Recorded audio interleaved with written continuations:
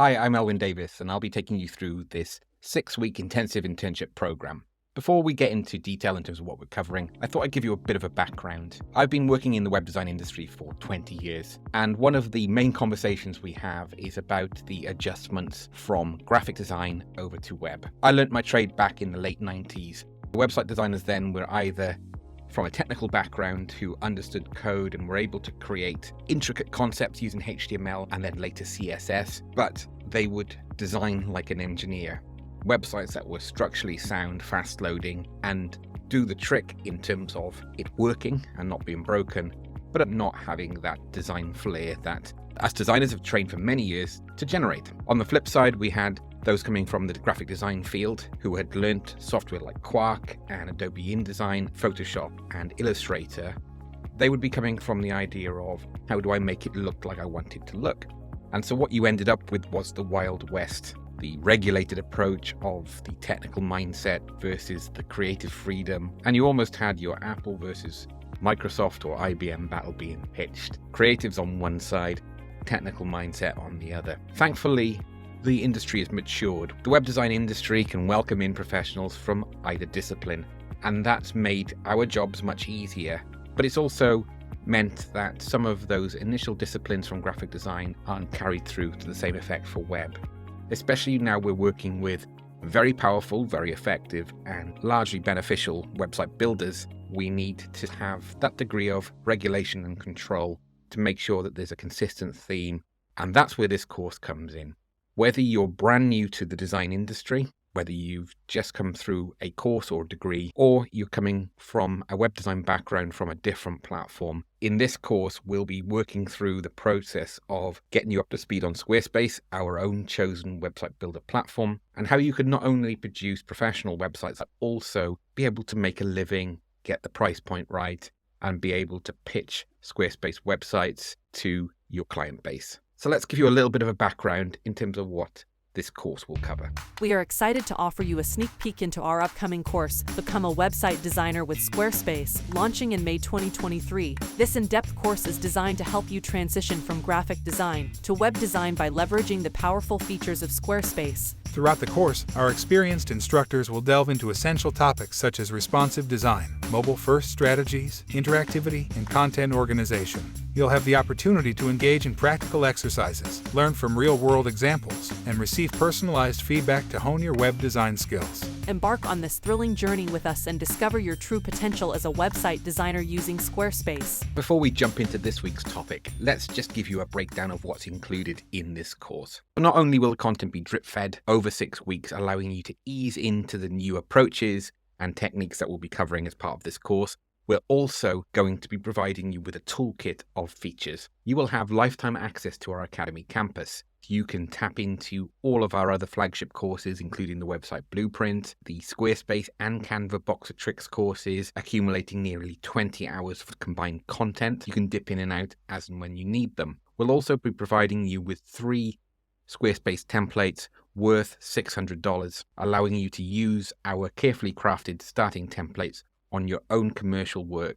Head over, take a look, and start thinking about which templates you want to use for your project. But we don't just stop there. You'll also get 20% off our annual Squarespace plan using our specific discount code that we'll leave in with the notes with the course as well. So this is far more than a 6-week course. This is your starter toolkit to get up to speed with Squarespace. Oh, and one more thing. Your Academy membership gives you full access to any custom code and plugins that we create. So any Pixelhaze Squarespace plugin from the Pixelhaze store, that was a mouthful, will be yours to be able to use not just on your own sites, but commercially on any websites you build. We really want you to grab Squarespace by the horns and carve out your own career going forward. Enjoy, and we'd love to hear from you.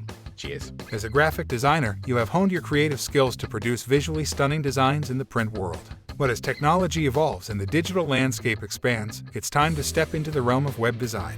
The transition from graphic to web design may seem challenging, but it is an essential step for any designer looking to stay relevant in today's market. In this course, we'll explore how to make this transition using Squarespace as a reference point and delve into the key differences and essential concepts of web design. Let's kick things off by addressing the key adjustments that we need to make. Responsive design, adapting to moving targets. One of the major differences between print and web design is the need to adapt to an ever-changing array of screen sizes, shapes, orientations, and resolutions. Responsive design is a web design technique that ensures your website looks great and functions optimally across all devices. Squarespace offers built-in responsive design features, so you can focus on creating great content without worrying about the technical aspects. Here's a quick example of how we can check to see how our website's stacking up on mobile and tablet devices. First of all, when we're talking about responsive design, we're talking about how the design responds to your screen size. So by just literally going into the Squarespace admin area here, and I'm just dragging out the size, we can see that everything's adjusting depending on the width of the website. To dispel any fears that you may have about the technical phrasing of responsive design, this is essentially what we're talking about. In Squarespace, we've also got a mobile preview option, which is really handy. There used to be a tablet preview option, which was also handy, but no longer available. If you have a tablet device, of course, use it for testing, flip it into portrait and landscape. But generally, what we'll find is our websites will automatically adjust to mobile and tablet devices. It doesn't always work perfectly first time, but thankfully, Squarespace gives us the power to be able to make any changes that we want. We'll also go through the approach of how we can make that quicker and easier for you. DPI differences, 72 DPI versus 300 DPI. In print design, you may be used to working with high-resolution images, typically around 300 dots per inch. However, when working with web design, the standard resolution is 72 DPI. This difference in resolution is due to the fact that screens have a lower pixel density than print materials. By optimizing your images for the web, you can ensure faster load times and better performance for your website. For this example, we're going to be using Unsplash, which is a free open source image library that's coincidentally embedded within Squarespace. We can use any of these images royalty-free without cost as part of our Squarespace plan. Back to the topic in hand, we want to understand the differences between 72 and 300 DPI. Dots per inch. The best way of explaining this is that with a website, if we want it this size, we see no loss in quality, at least not from any change in resolution.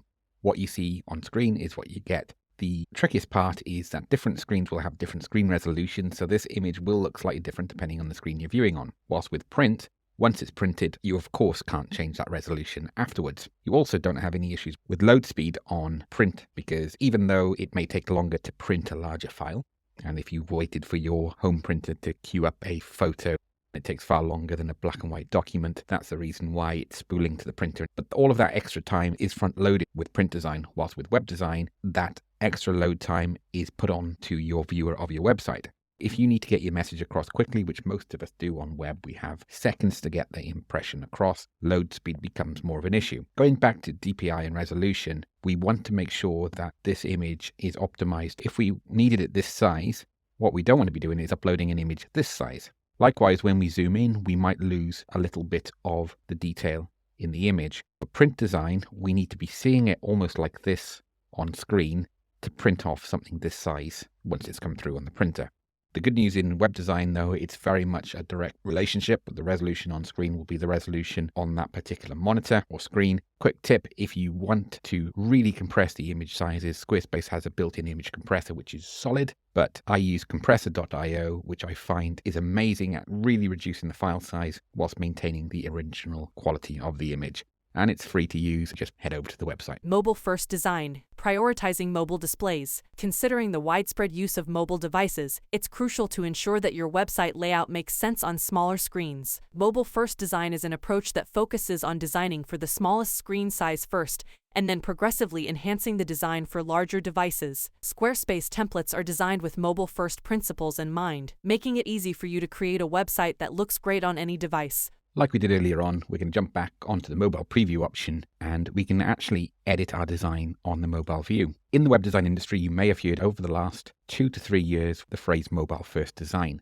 That means that we design on our mobile device first, and Squarespace now allows you to do that. Actually, in the last version, the mobile version will automatically adapt to what you want. But now we're working in Squarespace on what we call the Fluid Engine, and there'll be more to come up in this course about that. We can switch to mobile mode and actually edit our designs, move elements around, add items in using that section. So whether we want to add a new section, it's not perfect in mobile view, and my recommendation is for anything short of bespoke websites where you're coding everything from the ground up, I'd recommend working in desktop mode, this view here, and then constantly switch to mobile view as a point of reference. You'll find you'll get the perfect balance when you're designing a desktop layout. How is this going to work on mobile devices? You don't end up retrofitting a mobile version of the site because it'll never feel as good as if it was thoroughly planned from the start. Interactive media, call to actions, and user engagement. Unlike traditional print design, web design is an interactive medium. This means that users can engage with your content through clicks, taps, and scrolls. One essential aspect of web design is the call to action. A CTA is a prompt that encourages users to take a specific action, such as signing up for a newsletter or making a purchase. Squarespace provides customizable buttons and forms that make it easy to incorporate calls to action in your design and drive user engagement. Call to actions, usually buttons, are extremely important on websites. So when we're designing a poster, our call to action is generally a telephone number, an address, or a point of reference of what to do next. It could be a QR code. In web design, that call to action is generally interactive. You can literally press on it. Try and press a QR code on a poster, and I think you'd have a lot of people giving you strange looks. With a website, we've got so much more in terms of possibilities. So here in the bottom, we've got an example of Stay in the Loop, which is sign up to a newsletter. We've got an interactive map. Not only can you see where someone is on the map, you can actually drill in further. We've also got email address, which if you click on that, that will open up your email tool of your choice, your default tool. Also, we've got the website linking back to the homepage of this site. All of these are what we call call to actions, or CTAs for short. If I was to double click on this button, we also need to think about how the call to actions look as well. So not just the styling of the buttons, the impactful nature of them. For example, the high contrast black button on a white background makes them jump out, but not to the extent that we've got them flashing on screen that become a distraction. And we can also change the text that appear on each button. So instead of having read more for everything, we're able to reinforce and double down on the keywords related to those buttons. It's not more technical than that, but it's such an important aspect of web design. Scrolling and content prioritization. In print design, all the content is laid out in a static format, whereas web design often relies on scrolling to allow users to navigate through the content. As a web designer, you must prioritize your content to ensure that the most important information is easily accessible and engaging. Keep in mind that users tend to scroll quickly and may not read your entire page. Using headings, subheadings, and bullet points can help make your content more scannable and easier to digest. We're going to be covering this topic in more detail when we head on to the website blueprint, but to give you a quick summary of what we're talking about. With web design, we don't have fixed dimensions for our designs. So therefore, not only with the responsive design approach, we also have what we traditionally call the fold line. The fold line is a moving target in this day and age with responsive design and so many different screen sizes. But it's essentially the area where you start scrolling. So the tops of these images are the average fold line, even though they may change by a few pixels each time. And when we switch to mobile, that will be in a very different place. We can get the same feel and an idea of where our fold line will be. So that means content prioritization is more important than ever when it comes to web design. What information are we going to have above that fold? Are we going to have our logo? In most cases, yes.